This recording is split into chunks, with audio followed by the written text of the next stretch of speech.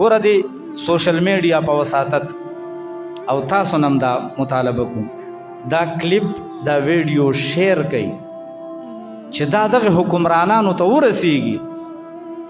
زه د دې سوشل میډیا په وساطت د تمام سیاسي پارټو کاغه نېشنل پارټي ده او کاغه پیپل پارټي ده او کاغه مسلم لیگ نون ده کو مسلم لیگ کاپ ته کو جمعیت ته کو څومره پارټي څومره ګوندونه چې دي سیاسي د دې ټولو مشرانو ته دا وایو چې خدا را په قوم باندې آفت رغلی ده، په ملک باندې عذاب رغلی ده، خپل سیاسي اختلافات یو طرف ته کوي، د دې قوم سره مرسته وکړي، دغه د سیلاب زدګانو سره مرسته وکړي، دای سره تعاون وکړي. د چا کورونه وران دي قسم د سر پټولو ځای نشته، باران راوریږي او پټېدو ځای نشته، باران ته ماشومان او زنانه شپې کوي، د کور ټول لوښي ته وړي دي، سامان نشته، دومره ورسره لوښي نشته چې خوراک پکې څوک خوراک نشته، لوښي چېرته چې دا ټول اختلافات یو طرف ته کوي. راشئ د دې قوم سره مرسته وکړئ، تعاون ورسره وکړئ، دی له خیمې ورکوي، دی له د کورونو انتظام وکوي، محفوظ مقاماتو ته یې بوځئ، جهازونه ورپسې هلیکاپټر یې ورپسې بوځئ.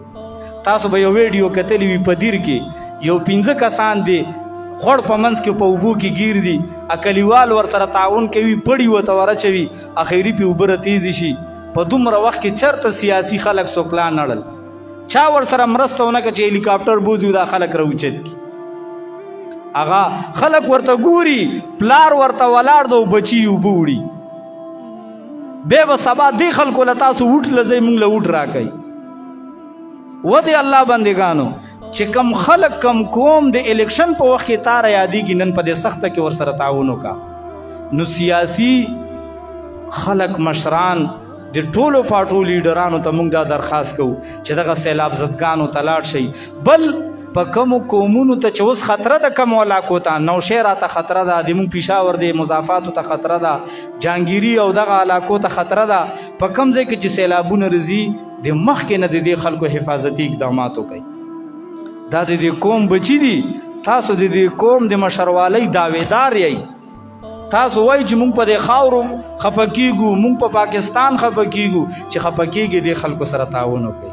او کمو خلکو له چې الله وس ورکړی ده هغوی ته هم دغه وایو چې د خیرات او د صدقې بهترینه موقع ده، دا بهترین خیرات او بهترین صدقه ده چې دغه متاثرینو افرادو سره تعاون وکړئ، چې څه قسمه تعاون درنه کېږي ورسره وکړئ. الله په دنیا او آخرت کې بدلې درکړي. اقول قولي هذا استغفر الله لي ولكم ولسائر المسلمين.